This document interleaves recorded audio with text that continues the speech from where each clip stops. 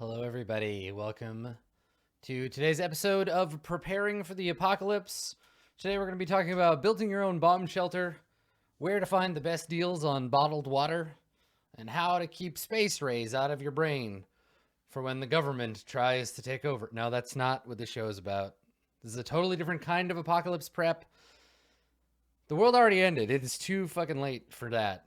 We are in a dark place now, and our job, you and me, my dear friends, is to populate that dark place with cool things for our PCs to struggle against. If you haven't tuned in for this business before, this is the interstitial you and me GM audience hangout time where I do the prep that is required to stay on top of the apocalypse.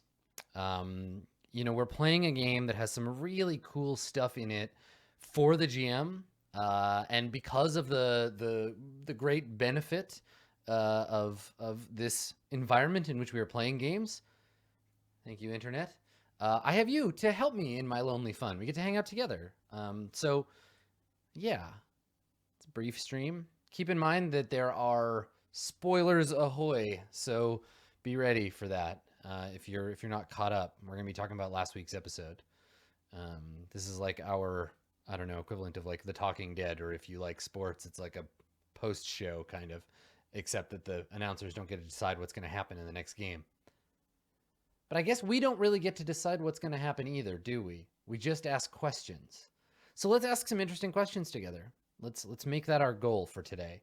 I wanted to talk real quick about, if you haven't already watched it, I would personally suggest that you check out Mad Max Fury Road. I've seen it a few times. Most recently, a few nights ago on the weekend, I watched it with a friend. And that movie is so good. It's so good. I really enjoyed it. It has a lot of its bloody fingerprints all over second edition Apocalypse World. The Road War moves, they're torn straight from the depictions of road battle in that movie. And you'd really be doing yourself a disservice if you liked post-apocalypse stuff and you didn't check it out. But what I was thinking about, what really sunk in for me in this last viewing through, because obviously, I'm a big nerd. I know, startling stuff. But I'm a big nerd, and when I watch things, when I listen to music, when I read books, I think about their context in terms of the role-playing games I'm already playing and the role-playing games that I hope to play. So, watching Fury Road, it wasn't, okay, I've seen this movie before. I know the continuous rolling action stuff, the like snowballing, the whole thing is a snowballing series of moves, right? Like, at the beginning, Max makes an attempt to get away from some bandits and fails to act under fire, and the whole film is just the snowball of those moves. Every time something happens, success or failure, Max deals with it as it snowballs, right? And we see it as the audience. And so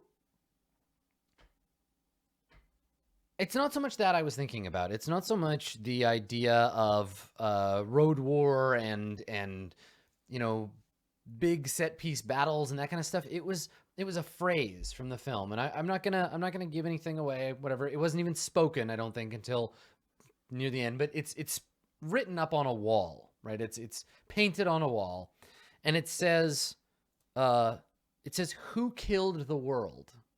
Who killed the world?" And I love this idea of the active voice in the apocalypse, not just like pinning, not the literal, right? Not the pinning of the apocalypse on a particular person or organization, right?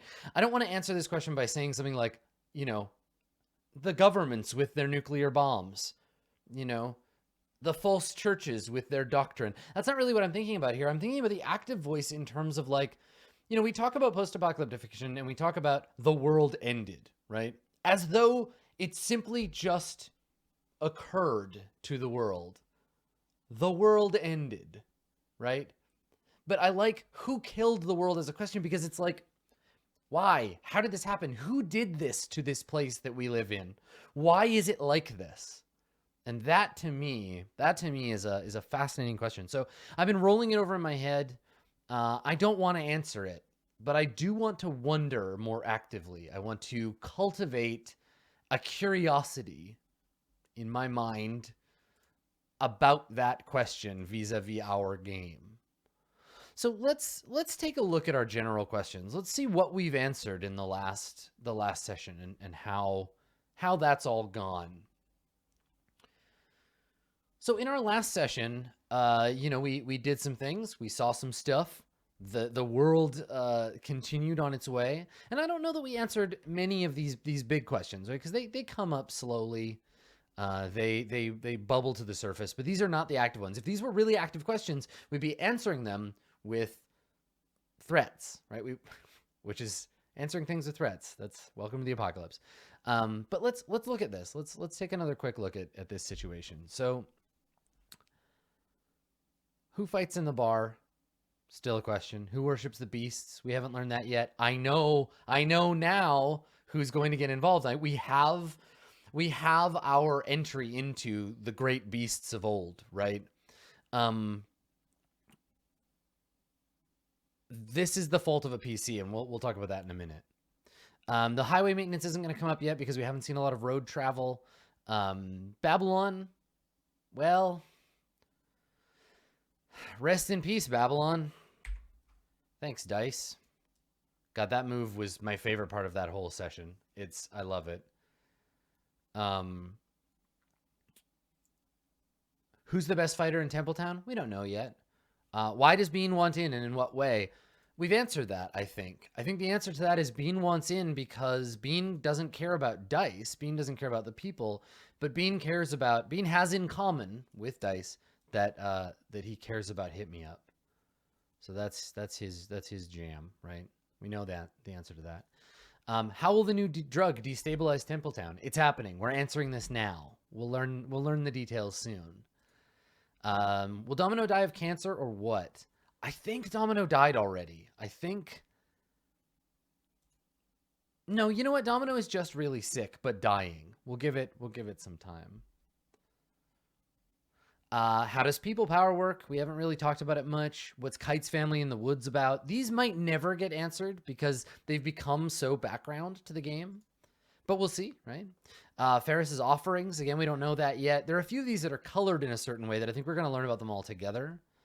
What is Cybergenesis? What is the machine the offerings will become, right? What does Ferris assemble when he gets around to it? Is Brace addicted to drugs? The answer is yes. The answer is definitely yes. Brace has taken the new shit and is addicted to it. Who will fill the Rolf Ball vacuum? We don't know yet, but we know some options. We know who might fill that vacuum. What will Ferris do about or with the drugs? Ferris has an ace up his voluminous sleeve. So I'm still very curious about that. And how will Bill react to Rolf Ball's death? Bill is in the process of reacting. Bill is not happy about it, but Bill thinks he's on top of things and he's going to cut a deal with whoever is left, whoever is around. The drug and the gang war might destabilize Templetown before that happens, but we'll get there. So I think we've cleared out some of these. I haven't got any real new ones. I guess we will add, and I'm going to add this one down to the bottom because we may never answer it. Who killed the world? Just put that there as a little reminder to me. Little pin in the great threat map of my mind. So let's go and look at specific threats here. Let's peruse our threats, shall we? So things have changed a little. I want to talk a bit about like pacing in Apocalypse World, right? Now, for me, once I have something neat that I'm ready to unveil, I often want to race towards it. I often, like, for example, okay, let me use a real example here. So let's talk about Rolf Ball's Legacy. So Rolf Ball's Legacy was a challenge for me as a GM because I had an idea about what I wanted to see happen in the world, and that's a mistake as an Apocalypse World GM, right?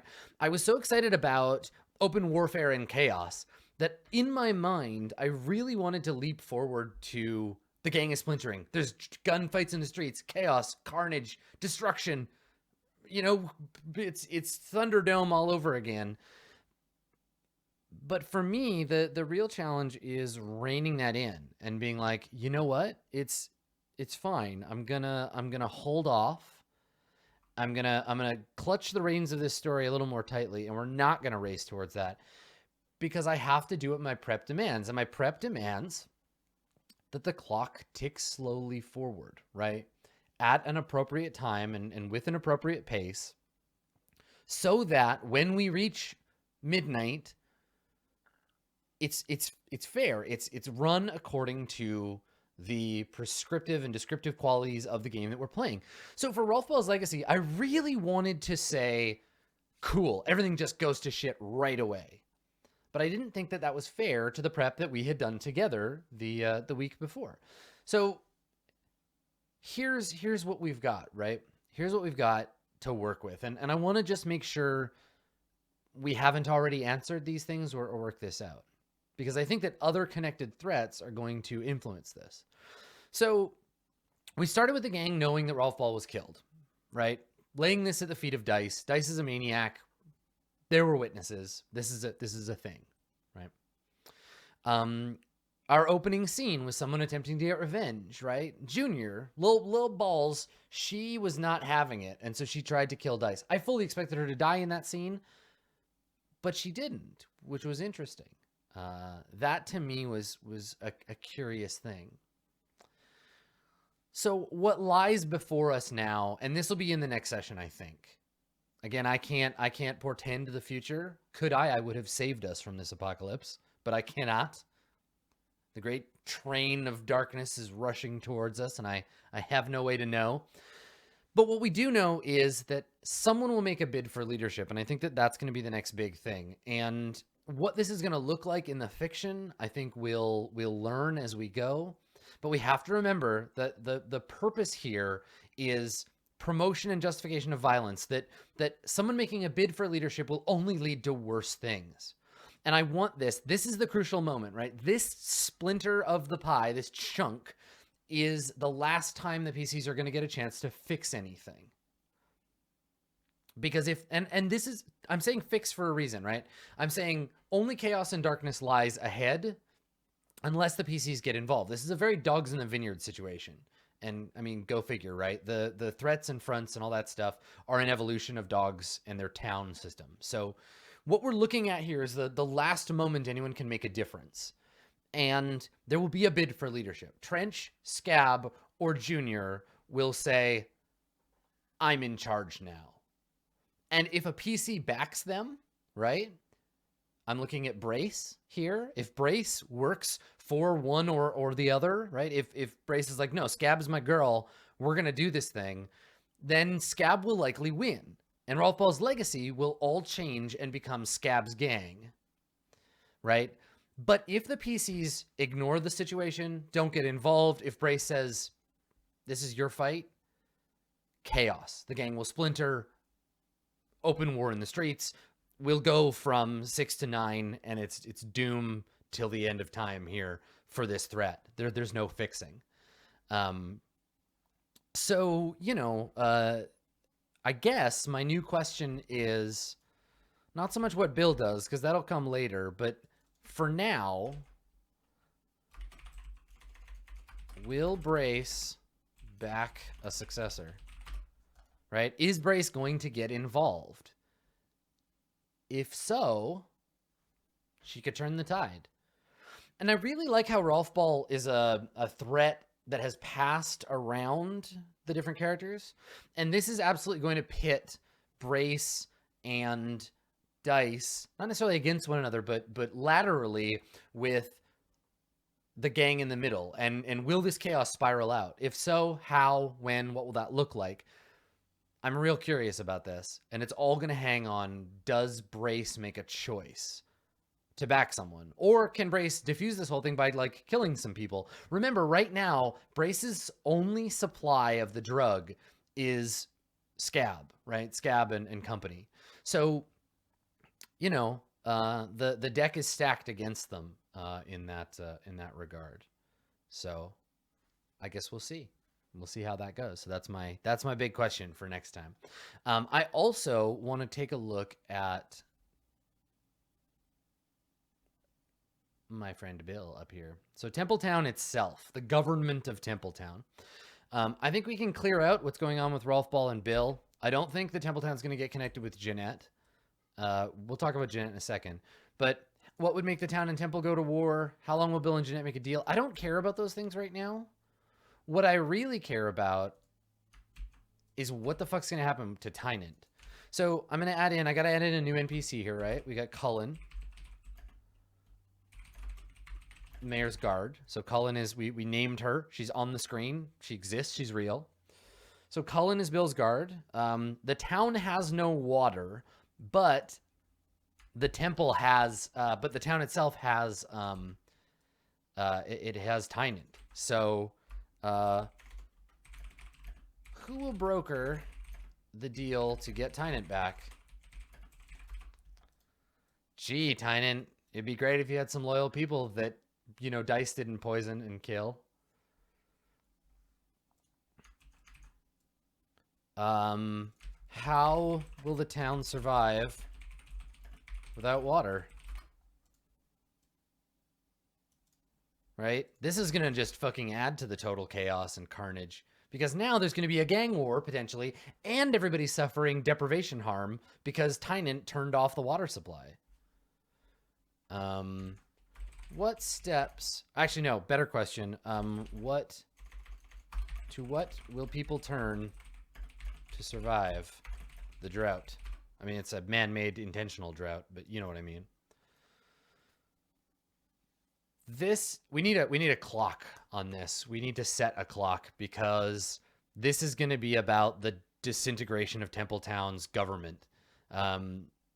So let's start that. Let's start another terrible clock. I love it when the PCs just set these things rolling for me.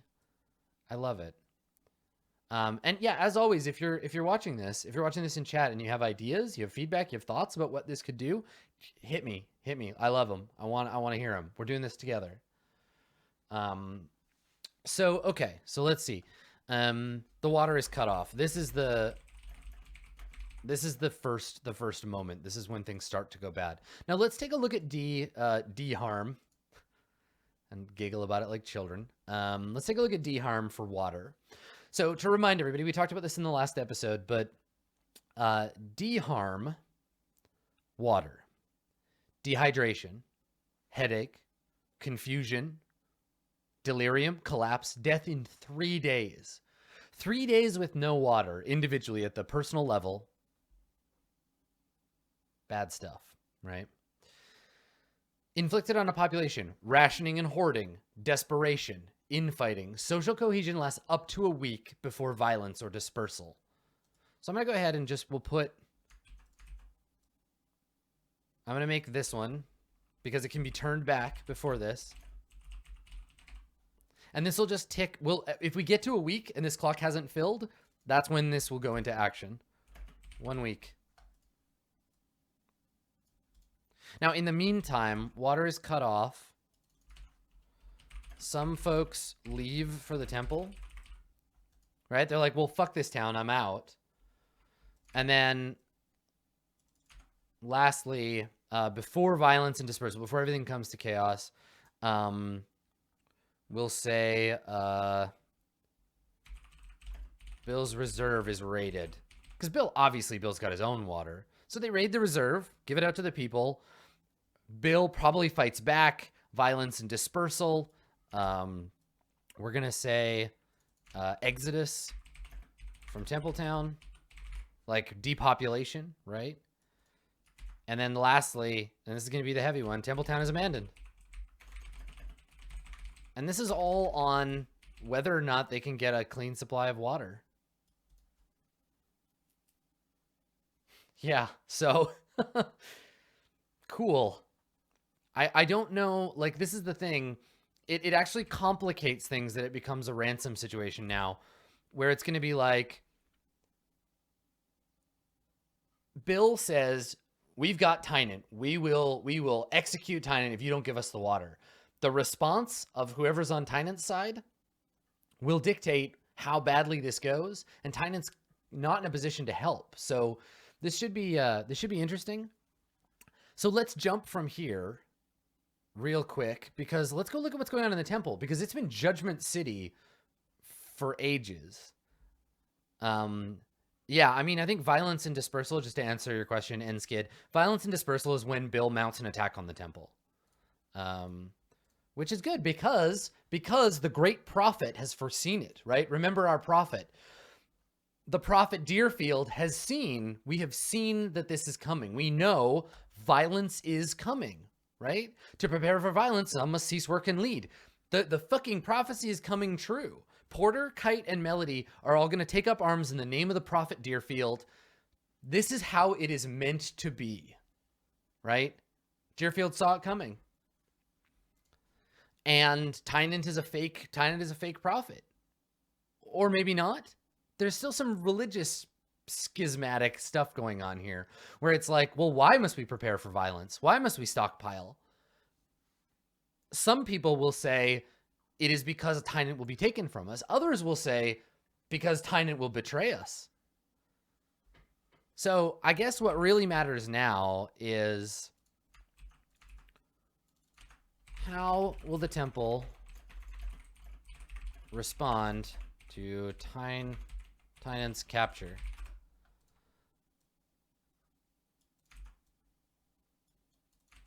Will the new law demand violence against Templetown? Like, you've got the water, but we've got your Jesus. What are we going to do?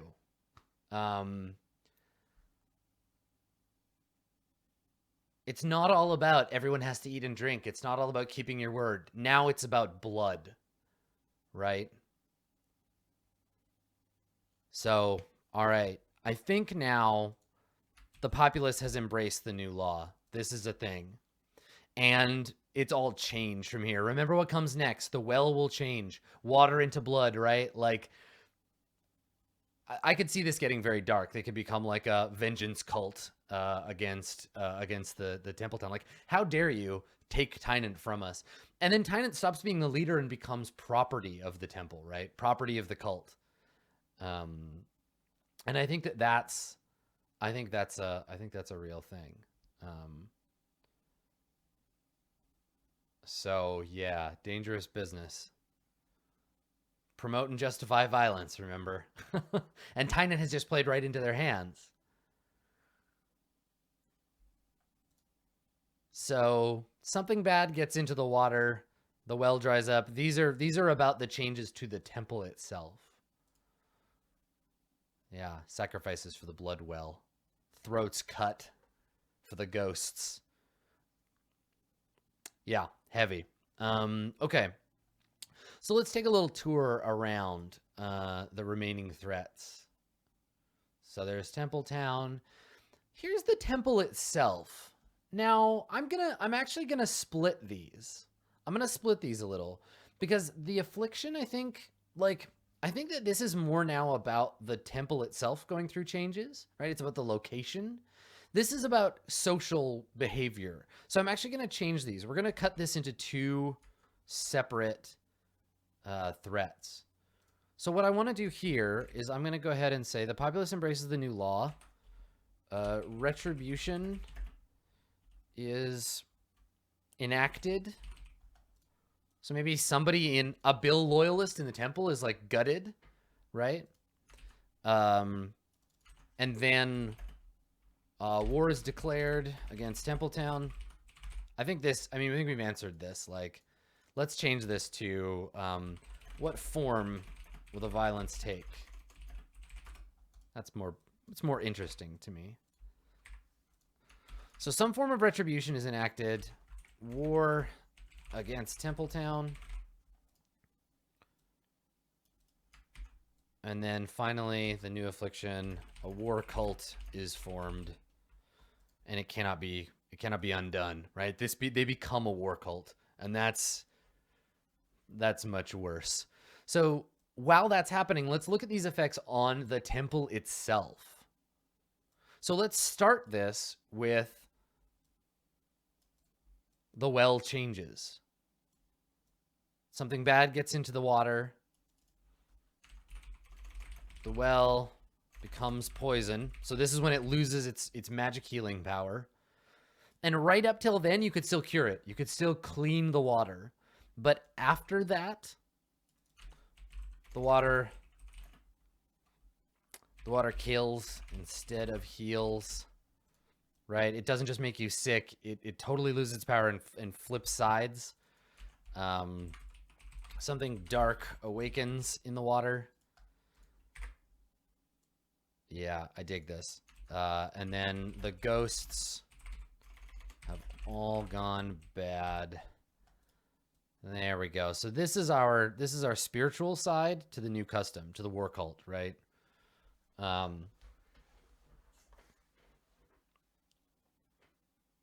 This can all still be fixed. The fundamental properties of the source are all still true. And Tynant can fix this. Tynant has lots of time. It's still possible. So cool. I think I've lost interest in lamprey as a threat. I just don't think lamprey is very important right now. So we're gonna put lamprey on. We're gonna put lamprey on watch here. Is lamprey still relevant?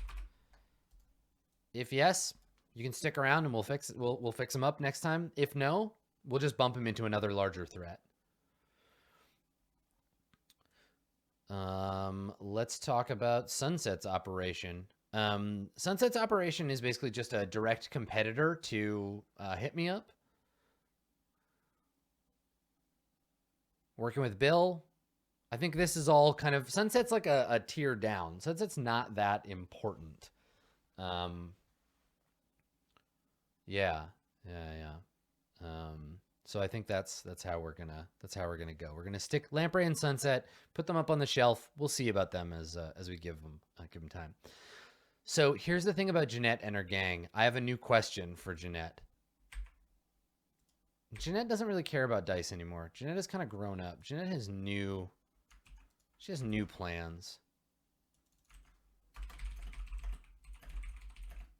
When will a queen wolf smell blood? So the thing here is, at some point, here's a thing that's going to happen, right? So let's cast our mind forward. Let's roll some bones and read the results. So in town, Bill loses control, right? Water problems, gang problems. Templetown becomes a mess. The temple starts to form its war cult. They begin their ritual scarification. Their blood becomes poison. That starts to happen. And sniffing around the edges of this charnel field, right? Sniffing around, looking for food, is Jeanette and her gang, right? Jeanette is looking to hunt. She's looking to feed. And as soon as she sees weakness in the herd, you know it's going to be matte black motorcycles and military gear. And they're going to roll in. So let's start a countdown for Queen Wolf and her pups. So let me just, I'm going to get this out of the way. We're going to shrink this guy down a little bit.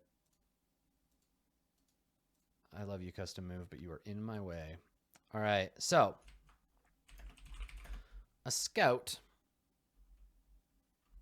A scouting party visits Templetown.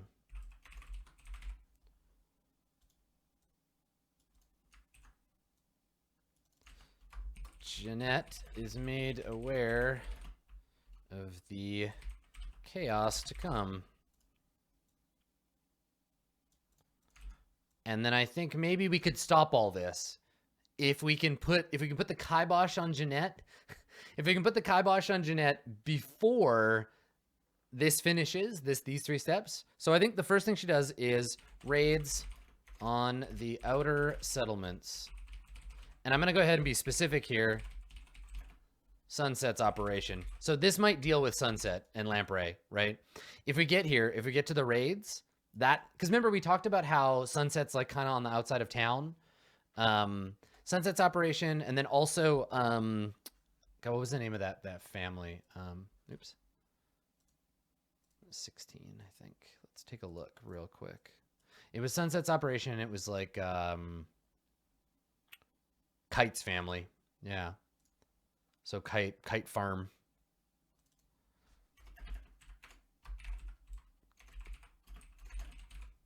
Okay, there you go.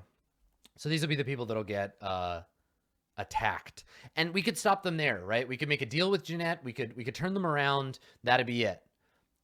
If that happens, if the raids come and nobody does anything about it, raids on more central resources. The big raid. So this would be like the whole gang rides up into town, and then nothing left but bones. So this is like the wolf pack rides up and just like tears everybody apart. This would be like when Jeanette is an opportunist, right? So she's not going to attack now. She's going to wait until Rolf Ball's gang tears itself apart. She's going to wait until everybody dies, starts dying of thirst. Everything's bad.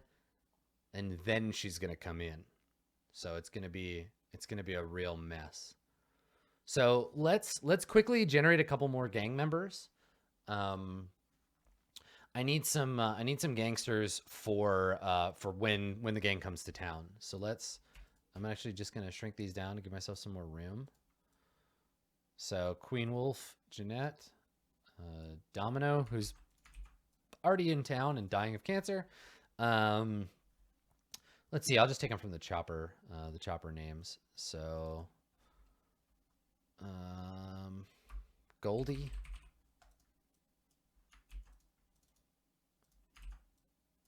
And Hammer. And Baby 2. And let's see here.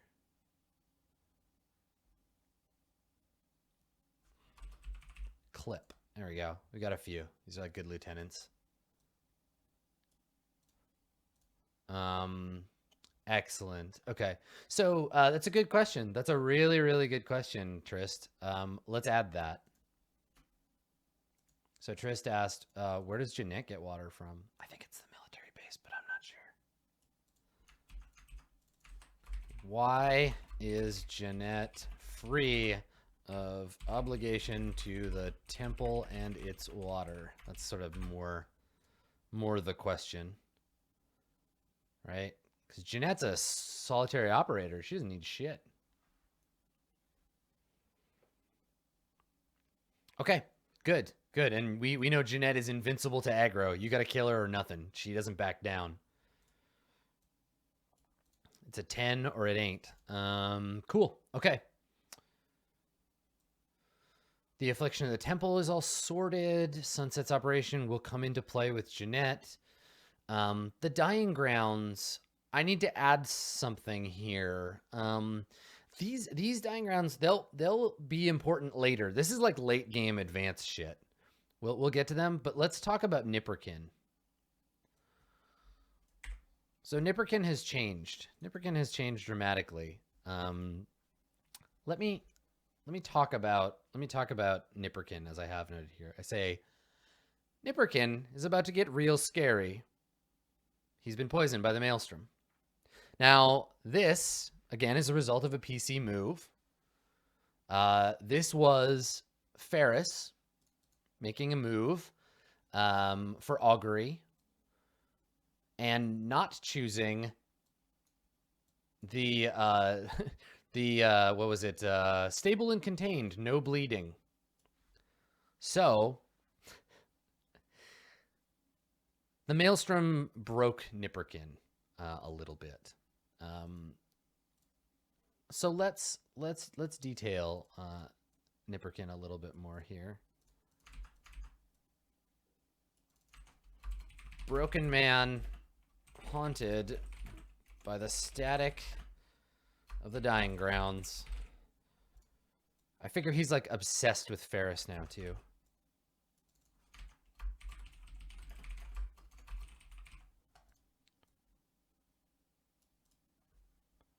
All right.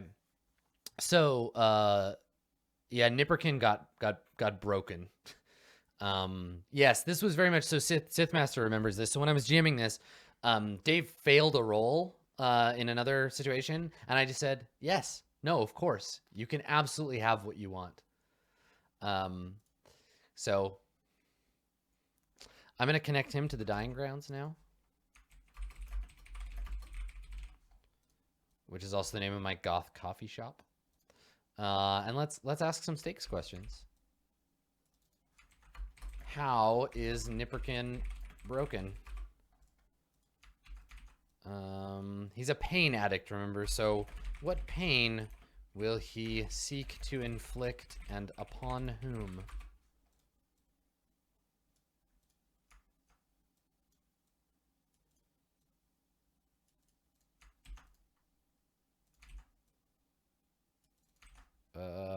What will Nipperkin bring back from the Dying Grounds? He's gonna go out there and he's gonna get something and he's gonna bring it back, and it's gonna be fucking messy. It's gonna be dark times. So I don't have a custom mover account done yet, but Nipperkin is like late arc bad stuff, right? We're just gonna announce future badness about Nipperkin. This will be like conversations that don't feel quite right. This will be you know, you go to Nipperkin to get some medicine and you take it and you feel like fucked up. Like the side effects are real bad. You know, you spend all night throwing up and you wake up with a song you can't get out of your head, and every time you think about it, it makes you hungry, right? Like he's gonna get more and more kind of deranged as we go on, more grotesque as we proceed through the world. So the new shit, I think we can start to fill this clock in, because it's definitely hit the streets, and I think we definitely have some addicts hooked on it. And pretty soon it's going to be the only thing that's going to get sold in this town. The new shit is going to just keep processing until we've worked out that gang situation and the whole thing with Hit Me Up, right? I made a note here of D-Harm. So I think we need to write a new, or at least discuss. Let's discuss this as a group. Let's talk about this. So, Leorian, hold on, I want to go back. Leorian had a great point. Cyber replacement of body parts, dehumanization. I think we're going to connect. Remember I had that weird word? I had that cybergenesis thing stuck in my head.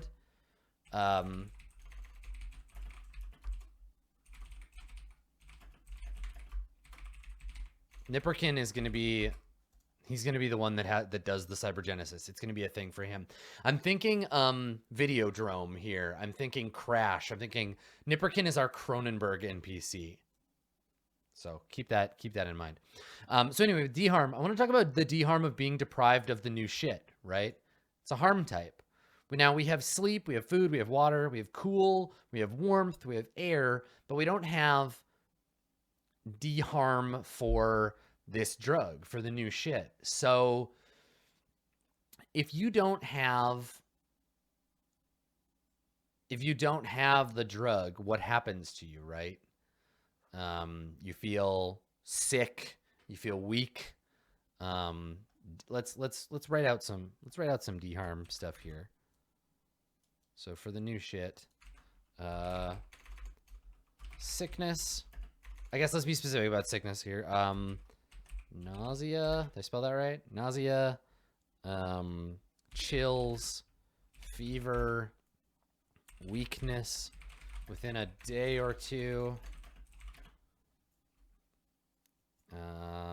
Exposure to illness becomes more dangerous, infection, etc. It weakens your immune system.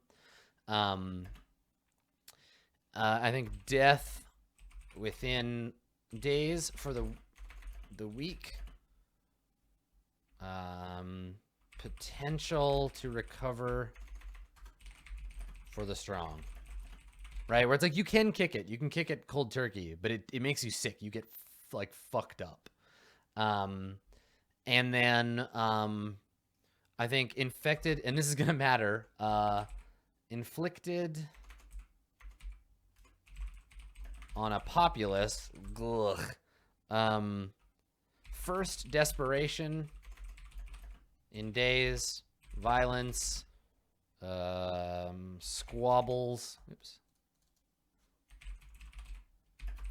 Then weakness and pliability. Death of many within weeks. All right. So what I anticipate happening here with this D, there's no room. There's no room for my D harm. God damn it. This drug is too complicated. It's cool. We'll just, I don't know. We'll just leave it on here. It's fine. Cool. So this is what happens if you fail this move. Once you fail it, the first things happen to you. If you inflict this harm on the populace, if the gang goes away, if the drug supply gets destroyed, eventually the addicts will get desperate, they'll get violent, and then they'll get weak and sad and pathetic, and then many of them will die off. The rest will either find something new to get addicted to, or they'll recover, right? Dangerous business, but it's getting worse. And I think inflicted on the populace, I'm gonna put that here when the supply runs out. So this is de-harm on that populace.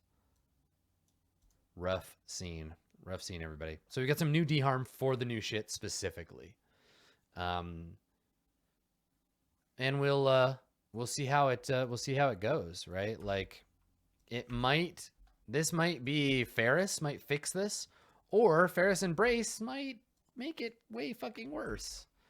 The great thing about Apocalypse World is that I don't need to know the answer to any of these questions. I just need to posit the questions.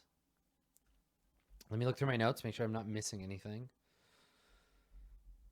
Oh, I am missing some shit. Oh, yeah. So this doesn't need to go on the threat map, but I'm going to go ahead and I'm going to pop back over to the, or it doesn't have to go on the threat, so I'm going to pop back over here. I have a question here. Who did Bean accidentally poison with Dice's special reserve? You fucking idiot, Bean. So remember, Dice was like, oh yeah, just Smokey made a good point here. The manufacturing process for the new shit needs tons of water. Yes, I fucking love it. Oh yeah. I'm making a note. On my notebook here. The new shit needs so much water.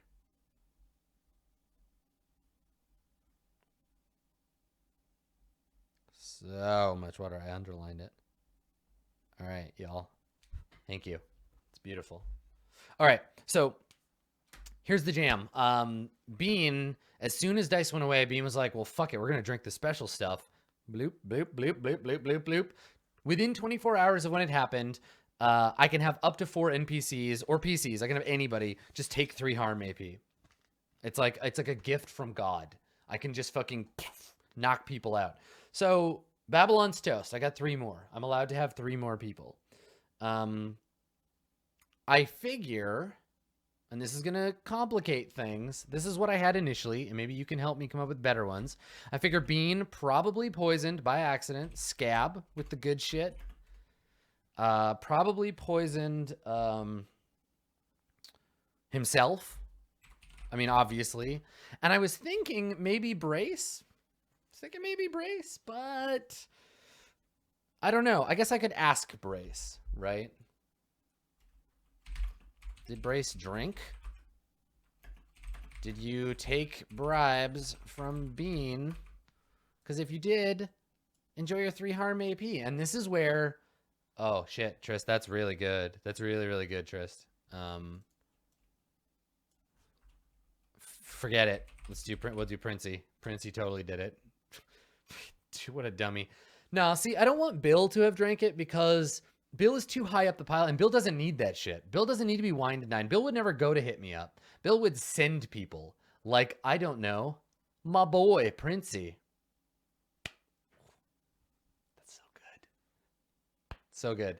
And that, ladies and gentlemen, is how you make PC, NPC, PC triangles, because now Dice just killed Princey, who is Ferris's apprentice. It's so good. It's so fucking good. I'm so excited about this stuff. So this is going to be great. So within the next session, Scab will take 3 harm AP, Bean will take 3 harm AP, Princey will take 3 harm AP, and let's talk about what 3 harm AP does to an NPC, shall we? So much harm. So much harm in these games. So when an NPC takes harm, I'm a little bit in your way, but when an NPC takes harm, 50-50 immediate fatal. Otherwise, terrible wounds, shock, death soon. So any of those NPCs could be saved, but not Babylon. Babylon, dead on the floor. Poor guy, too. He was one of the best fighters in our town. Now he's fucked. So yes, technically Bean deserves the blame for giving it out, but Dice made the move, and it came from Hit Me Up. And if Dice wants to distance herself from Hit Me Up, put the blame on Bean, but people will burn that shit down, right? Maybe. The problem will be that if people trace it back to Hit Me Up, they'll be like, Dice, what the fuck? You poisoned my people. And she'll be like, yeah, but I was out. It was Bean. And they'll be like, no, but it's your bar. So she's got to decide how she wants to handle this. I guess we'll see. So I'm ready. I'm ready for tomorrow. You know, part of these streams for me is not just like thinking over what I could do, but getting excited about what might happen, right? Like these are hype sessions for me. It's really fun for me to sit down with y'all and have you kind of feedback on my energy and get me riled up for the next session. I always go into Apocalypse World really excited because we have this precious time together, limited though it might be. So thank you for your contributions. Thank you for coming and hanging out. And I hope you tune in tomorrow at 11 a.m. Pacific to help me find out how things are going to get worse before they get better. Thanks for coming, everybody. We'll see you next time.